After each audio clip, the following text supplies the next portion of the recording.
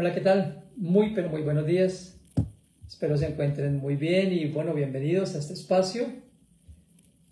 Y voy a invitarles para que oremos a nuestro Dios y Padre Celestial y le pidamos que nos enseñe por su palabra.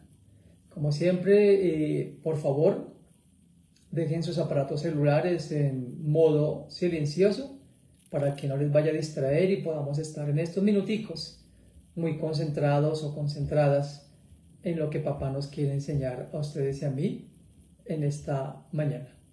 Vamos a orar y a pedirle entonces a Él, dándole las gracias por concedernos este tiempo, concedernos la vida para poder meditar en la verdad eterna de Él. Padre, queremos agradecerte en esta mañana por tu gran amor y bondad. Gracias porque en tu inmensa fidelidad, Dios mío, nos has concedido la vida. Gracias porque día a día nos sustentas, nos vivificas, nos fortaleces y nos estableces en ti. Gracias, Padre amado, por esos buenos planes que has tenido para nosotros y que tienes para nosotros, que son planes de bien y no de mal. Gracias porque hasta el día de hoy nos has acompañado y has prometido estar con nosotros todos los días hasta el final de los tiempos. Yo te pido por cada persona que hoy está ingresando a este perfil para que juntos podamos meditar en lo que hoy nos quieres enseñar. Te ruego, Señor, que nuestro corazón esté abierto a recibir tu verdad, esa verdad que transforma, esa verdad que da vida, esa verdad que da esperanza. Te imploro para que no exista ningún tipo de dificultad de orden técnico, de ninguna otra naturaleza, y que podamos estar en espíritu, alma y cuerpo centrados en la verdad de tu palabra. Gracias, Dios mío, porque estos medios nos acercan, pero gracias sobre todo porque eres tú quien nos acerca a tu corazón por medio de tu palabra y la guía de tu Espíritu Santo. Guíanos, por favor, y afirma este mensaje en nuestro corazón. Te lo pido con toda mi devoción y en el nombre de Cristo, nuestro Señor y Salvador. Amén y amén. Bien, le doy la bienvenida a los que están entrando en este momento a esta sala. Hoy, en varias partes del mundo, se está celebrando el tradicional Domingo de Ramos. Este, diríamos, es el primer día de la Semana Santa y en esta fecha se conmemora la entrada triunfal de Jesús a Jerusalén. Según los textos bíblicos, ese es el día en que Jesús entró en un pollino y una gran multitud le vitoreaba con palmas y ramos de olivo cuando él estaba ingresando a la ciudad.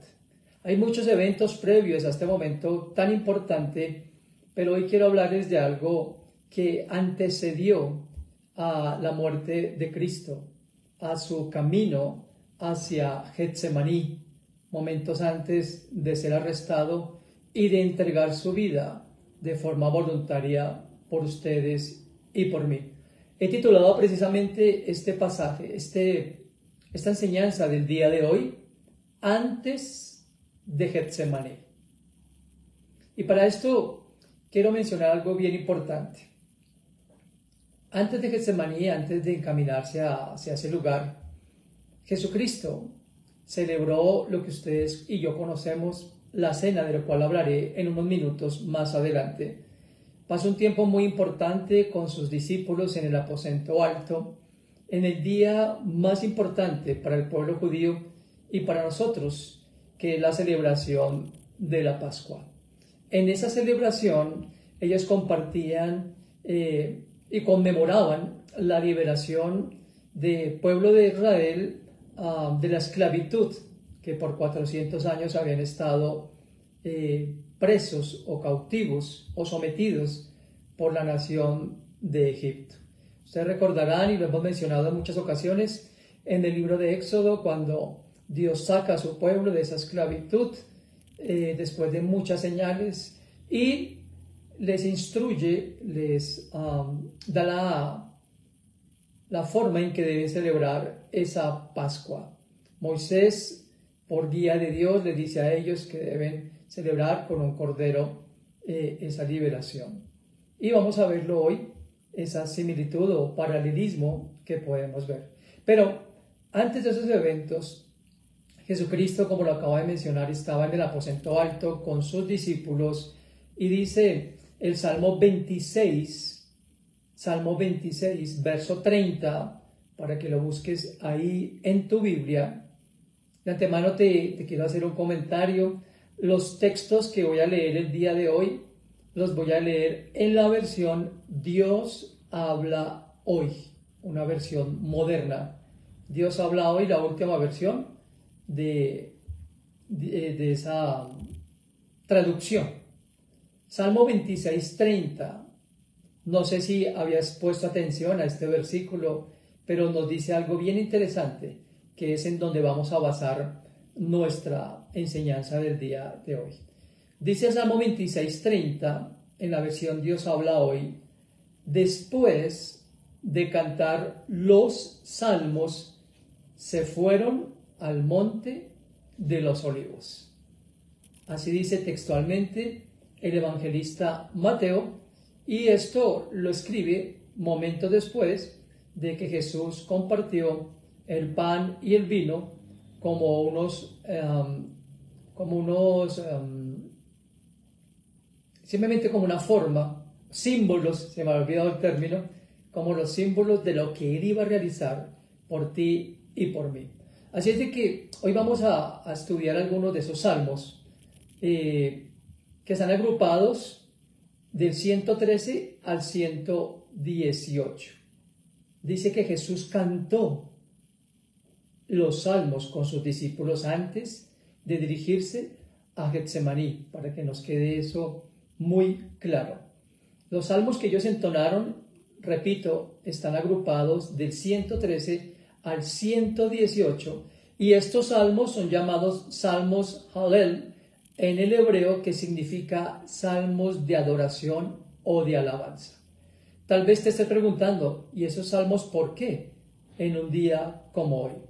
Porque estos salmos los escribió David, y el pueblo judío los basó para una serie de oraciones que realizaron para la fecha tan especial como la Pascua.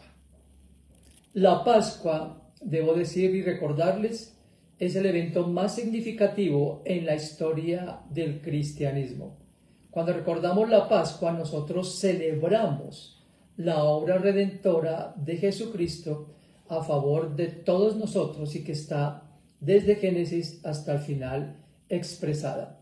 La Pascua en el hebreo significa, o es escrito como Pesaj, que significa pasar por encima, pasar por alto, y metafóricamente o figuradamente es mostrar misericordia. El mensaje de hoy voy a basarlo en estos dos salmos, 117 y 118. Y nos recordarán a ustedes y a mí lo que Jesús hizo por nosotros. Ubícate entonces en el Salmo 117, es un salmo muy corto, Salmo 117, y como te decía, lo voy a leer en la versión Dios habla hoy.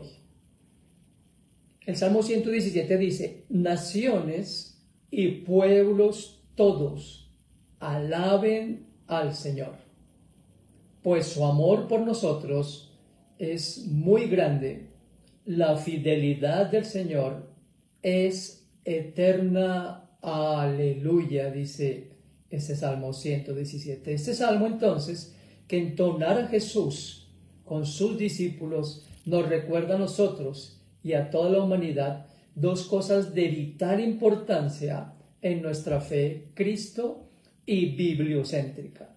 Lo primero que dice aquí el salmista en el Salmo 117 es que debemos adorar o exaltar al Señor, pues su amor por nosotros es muy grande. Todos conocemos que la razón por la que Dios hizo absolutamente todo, desde la misma creación por nosotros, o para nosotros, y todo lo que ha hecho y que está registrado en las Escrituras ha sido por amor, no por merecimiento alguno, porque vemos desde el comienzo de la palabra de Dios que el ser humano, el hombre, le dio la espalda a Dios, como sigue sucediendo. Pero aquí dice que es la primera razón por la que ustedes y yo debemos alabar y exaltar a Dios. En el Evangelio de Juan, capítulo 3, versos 16 y 17, hay un pasaje que es muy, pero muy conocido por todos, que dice textualmente: Dios amó tanto al mundo que dio a su Hijo único para que todo aquel que cree en Él no muera, sino que tenga vida eterna. Porque Dios no envió a su Hijo al mundo para condenar al mundo, sino para salvarlo por medio de Él. Sé que son textos muy conocidos, y el mismo Juan, en su primera carta, en su primera epístola hacia el final del Nuevo Testamento, escribió lo siguiente en primera de Juan 4, de los versos 9 y 10. Dios mostró su amor hacia nosotros al enviar a su único Hijo al mundo, escucha bien, para que tengamos vida por Él. El amor consiste en esto, no en que nosotros hayamos amado a Dios, sino en que Él nos amó a nosotros y envió a su Hijo, para que, ofreciéndose en sacrificio, nuestros pecados quedaran perdonados. Vemos pues entonces que la razón por la que Cristo vino, enviado por el Padre, a morir por nuestros pecados, a realizar ese sacrificio de amor, era para borrar, para perdonar todos nuestros pecados, como lo dice la siguiente parte del Salmo 117. Es la otra razón por la que el salmista escribe que debemos adorar y exaltar a Dios. Dice que la fidelidad del Señor es eterna. Y Dios perdonó y continúa perdonando los pecados de nosotros. Mira lo que escribió el mismo salmista en el Salmo 103, versículos 2 al 5. Bendeciré al Señor con toda mi alma, no olvidaré ninguno de sus beneficios. Él es quien perdona todas mis maldades, quien sana todas mis enfermedades, quien libra mi alma del sepulcro, quien me colma de amor y ternura, quien me satisface con todo lo mejor y me rejuvenece como un águila. El principal beneficio, mis queridos amigos, que nunca podemos olvidar, no solamente ahora que está comenzando esta Semana Santa y que se celebra tradicionalmente, sino cada instante de nuestras vidas. Debemos recordar estas dos cosas que son vitales, que son esenciales, no solamente para poder entregar nuestra vida a Dios, sino para permanecer en la verdadera fe. Recuerda una vez más, esto lo dijo Jesús a manera de cántico en el aposento alto con sus discípulos. Es importante que tengamos eso en el contexto. Y en el libro de Lamentaciones, después del libro de Jeremías, Lamentaciones 3, versos 22 al 24, escribió el profeta: el amor del Señor no tiene fin, ni se han agotado sus bondades. Cada mañana se renuevan. ¡Qué grande es su fidelidad!, dice el profeta aquí en Lamentaciones 3, verso 23. Y el verso 24 de ese capítulo 3 de Lamentaciones dice: me digo, el Señor lo es todo para mí, por eso en Él confío.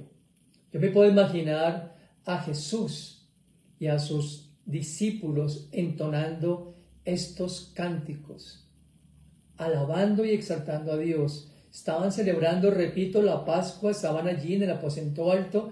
Había miles de personas, cientos de personas en Jerusalén. La ciudad estaba totalmente abarrotada de personas, con mucho gozo y con mucha alegría, celebrando esa Pascua. Muchos de ellos ignoraban que Jesús era el Cordero Pascual, que Él mismo se iba a entregar como ese Cordero, como lo veremos en unos minuticos, a favor de nosotros.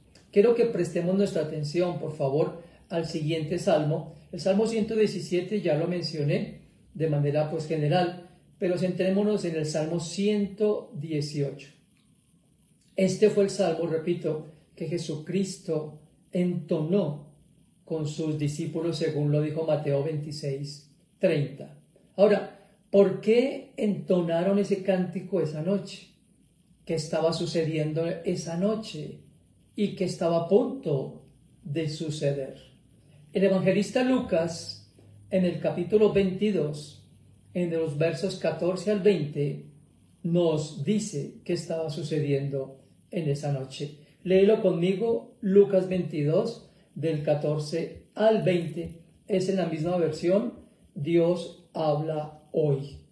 Dice Lucas: cuando llegó la hora, Jesús y los apóstoles se sentaron a la mesa.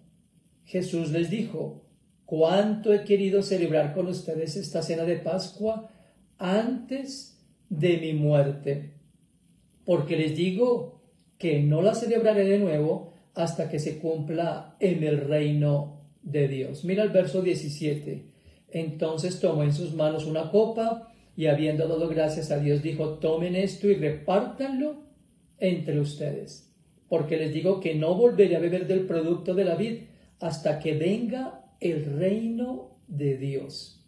Después tomó el pan en sus manos y, habiendo dado gracias a Dios, lo partió y se lo dio a ellos, diciendo: esto es mi cuerpo, entregado a muerte en favor de ustedes.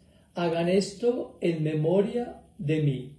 Y el versículo 20 dice: lo mismo hizo con la copa después de la cena, diciendo: esta copa es la nueva alianza confirmada con mi sangre, la cual es derramada en favor de ustedes.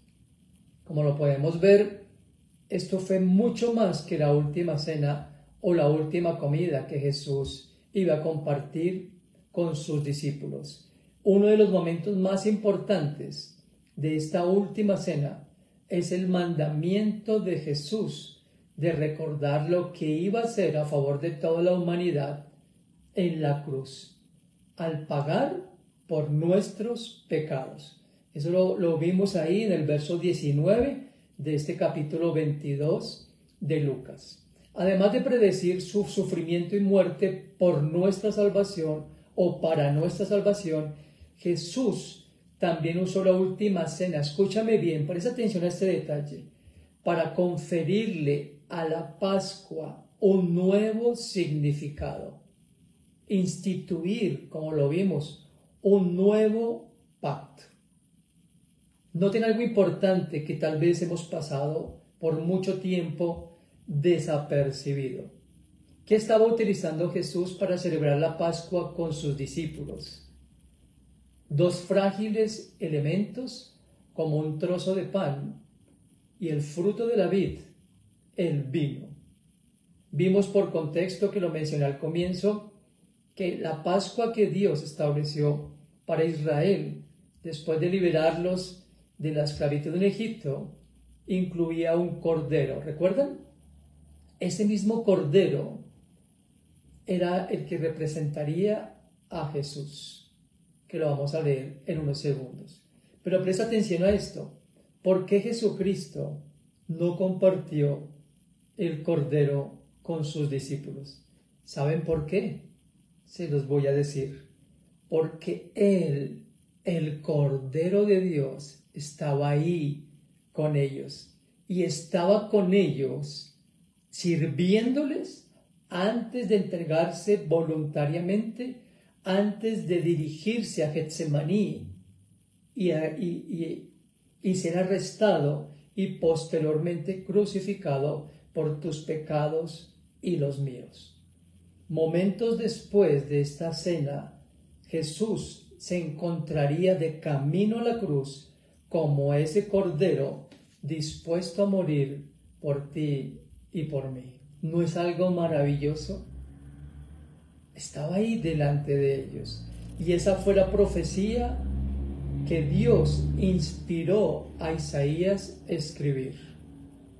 Mira conmigo Isaías capítulo 53, versículos 5 al 8. Isaías 53, del 5 al 8.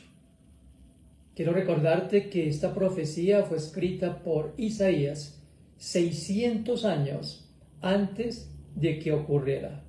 Dice Isaías describiendo lo que iba a padecer, lo que iba a realizar Jesús, el Hijo de Dios. Fue traspasado a causa de nuestra rebeldía. Estoy leyendo el versículo 5 de Isaías 53. Fue atormentado a causa de nuestras maldades. El castigo que sufrió nos trajo la paz. Por sus heridas alcanzamos la salud. Todos nosotros nos perdimos como ovejas, siguiendo cada uno su propio camino, pero el Señor cargó sobre él la maldad de todos nosotros. Dice el verso 7 de Isaías 53, fue maltratado, pero se sometió humildemente y ni siquiera abrió la boca. Mira lo que dice, lo llevaron como cordero al matadero y él se quedó callado sin abrir la boca, como una oveja cuando la trasquilan. Se lo llevaron injustamente, dice esta traducción, y no hubo quien lo defendiera. Nadie se preocupó de su destino. Lo arrancaron de esta tierra, le dieron muerte por los pecados de mi pueblo. Esta profecía es maravillosa y describe con acierto todo lo que nuestro Señor hizo por ustedes y por mí y por todo este mundo, como lo leímos en el Salmo 117, y que debe ser la razón por la que lo adoremos cada instante de nuestra vida, que debe ser la razón por la que exaltemos su nombre cada momento en nuestro corazón, que debe ser la razón por la que lo sigamos, que debe ser la razón por la que lo honremos, que debe ser la razón por la que lo amemos más que a cualquier cosa o a cualquier persona en este mundo. Por eso Él es digno de adoración y de alabanza. Y por eso lo único que le debemos es gratitud. Y por eso lo único que debemos es adorarlo cada día, cada instante. Porque si hoy respiramos una vida espiritual nueva, porque si hoy tenemos una esperanza que no es de esta tierra, porque si hoy podemos decirle papá y Él nos llama a sus hijos, es por esto que el Señor hizo y que Isaías describió en esta profecía. Esta fue la misma visión que tuvo Juan, esta del Cordero de Dios. Mira conmigo Juan capítulo 1 verso 29. Juan 1, 29. Al día siguiente, Juan vio a Jesús que se acercaba a él y dijo, miren, ese es el Cordero de Dios que quita el pecado del mundo. Esto es glorioso, esto es maravilloso. Juan estaba observando con sus propios ojos, valga la redundancia, estaba viendo a ese Cordero que fue anunciado por Isaías. Estaba viendo materializado delante de sus ojos la promesa de Dios hecha desde el Antiguo Testamento de enviar al libertador, al Mesías prometido, al Redentor prometido, que acabaría con la maldad y el pecado y que los liberaría, no del yugo de Roma como muchos esperaban, pero sí del yugo más tenebroso y más esclavizante que puede existir, que es el pecado. Escúchame, en ese tiempo el pueblo judío estaba esclavizado o sometido por Roma. Y la liberación de esa esclavitud simplemente les traería, si fuera solamente política o religiosa, una libertad externa. Pero Jesús vino a hacer algo mayor por ti y por mí. Él vino a ser el Cordero que se entregaría por nosotros, no para tapar el pecado, sino para de una vez por todas quitar el pecado y los efectos que tenía sobre nosotros de condenación y de separación con Dios. ¿Ves lo importante de este cántico que Jesucristo estaba entonando con sus discípulos? Él mismo se iba a entregar por ellos. Y por eso les dice, yo ya no beberé más esta copa con ustedes hasta que la beba cuando el reino de Dios venga de nuevo. Él es el Cordero que derramó su sangre y la copa de su sangre es el nuevo pacto en el cual tú y yo estamos hoy incluidos por gracia. Escúchame, Jesús estaba bebiendo en ese momento la bebida más amarga para que tú y yo pudiéramos disfrutar del dulce vino de la libertad del pecado. ¿No les parece glorioso? En el Salmo 118, versículo 1 al 5, mira lo que dice. Salmo 118 del 1 al 5. Den gracias al Señor porque Él es bueno, porque su amor es eterno. Que digan los israelitas, el amor del Señor es eterno. Que digan los sacerdotes, el amor del Señor es eterno. Que digan los que honran al Señor, el amor del Señor es eterno. Dice el verso 5 del Salmo 118. En mi angustia llamé al Señor, Él me escuchó y me dio libertad. Gloria a Dios por esto. En mi angustia llamé al Señor, Él me escuchó y me dio libertad. Esta fue la canción que Jesús entonó en el aposento alto y así pudo dirigirse a la cruz sin temor. Allí clamaría, Dios mío, ¿por qué me has abandonado? Pero lo estaba haciendo porque estaba reconciliando al mundo consigo mismo. Dice el verso 7 y 8 del Salmo 118. El Señor está conmigo. Subráyalo, por favor, ahí en tu Biblia, subráyalo. Salmo 118, 7 y 8. El Señor está conmigo, Él me ayuda. He de ver derrotados a los que me odian. Es mejor confiar en el Señor que confiar en el hombre. Es mejor confiar en el Señor que confiar en grandes hombres. Jesús sabía que el Padre le iba a ayudar en esos momentos de tanta agonía, de tanto dolor y sufrimiento físico y moral, espiritual y obviamente emocional. Iba a estar devastado, pero aquí dice que Él estaba con él y que lo ayudaría y que sus enemigos iban a ser derrotados. Tal vez tú conozcas como yo qué pasaría después con Roma, después de ser un imperio tan lleno de portento y de dominio. Iba a ser un imperio que iba a ser totalmente subyugado y que iba a desaparecer.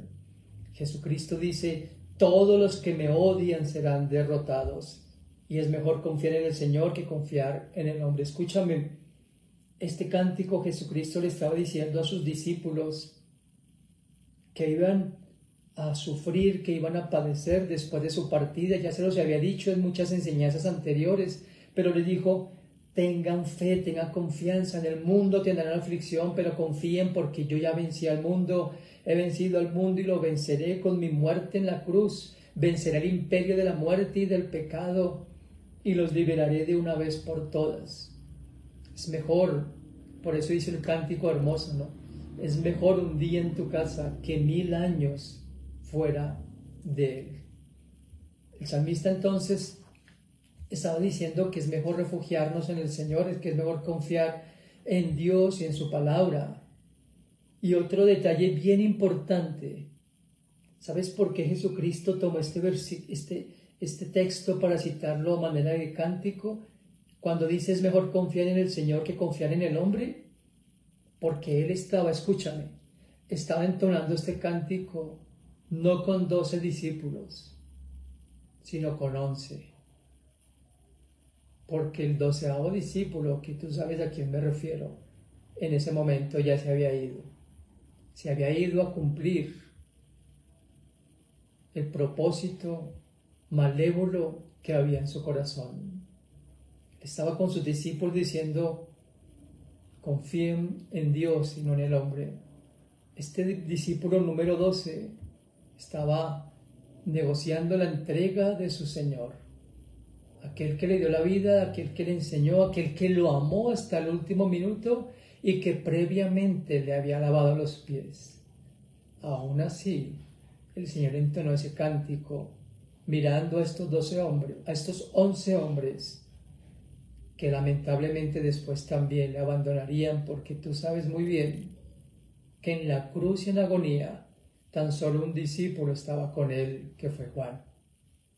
Dice la Escritura que en esos momentos de dolor y de tristeza, después de que le dijera al Padre: ¿por qué me has abandonado?, miró hacia abajo y tan solo estaba Juan, María su madre y María Magdalena, que era la que le habían jugado los pies con perfume y con lágrimas antes de ese momento tan difícil.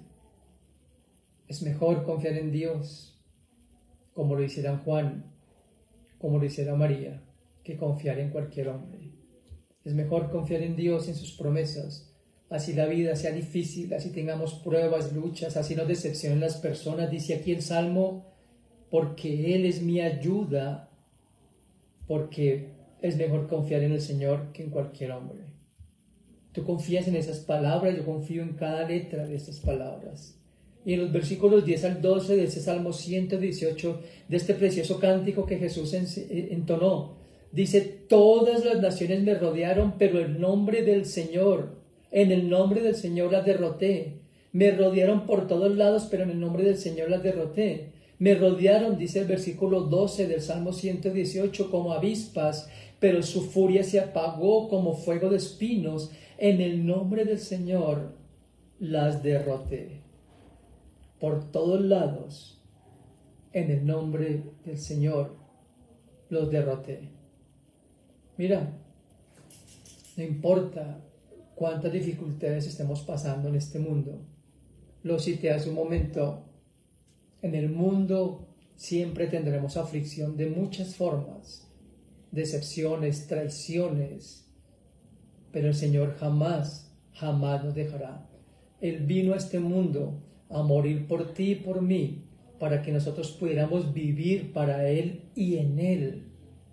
Así es de que el ánimo que quiero darte en este breve mensaje es recordarte esa obra de redención por medio de Jesús. Dice el verso 15 al 17 del Salmo 118: en las casas de los hombres fieles hay alegres cantos victoriosos. El poder del Señor alcanzó la victoria. El poder del Señor es extraordinario. El poder del Señor alcanzó la victoria. Mira el verso 17: no moriré, sino que he de vivir para contar lo que el Señor ha hecho. Esta es una palabra profética que hace referencia a la resurrección del Señor. De esto hablaré el próximo domingo.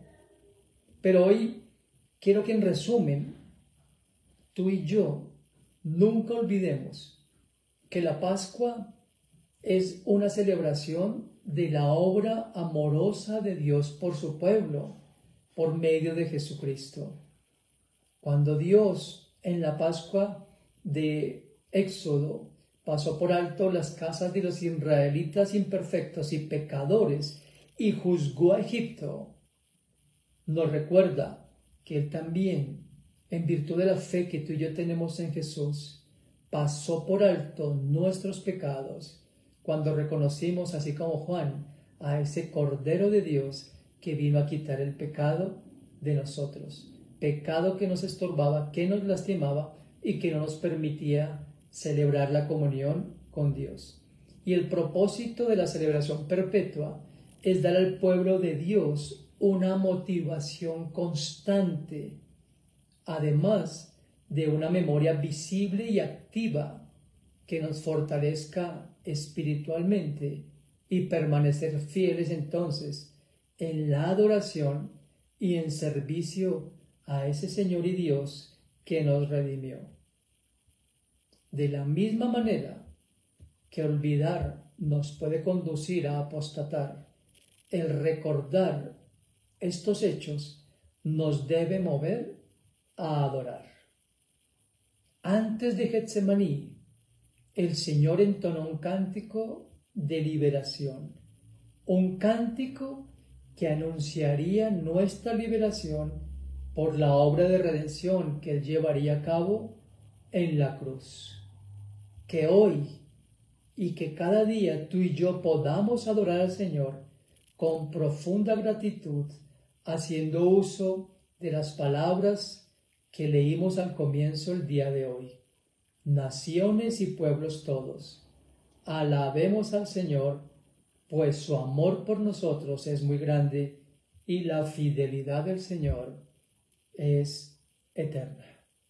Padre, muchísimas gracias, Señor, porque de la misma forma que tú entonaste este cántico de liberación, de gratitud, hoy queremos decirte que estamos profundamente agradecidos contigo y queremos adorarte, exaltarte, glorificarte, porque tu amor por nosotros es muy grande. Hoy queremos, Señor, exaltarte porque tu fidelidad es eterna. Gracias porque en tu gran amor, Señor, enviaste a tu Hijo no para condenarnos, sino para ser salvos por medio de Él. Y gracias porque por tu inmensa fidelidad perdonaste los pecados que nos condenaban, Señor, que nos mantenían separados de ti, Señor Dios, destinados a una eternidad lejos, pero muy lejos de ti.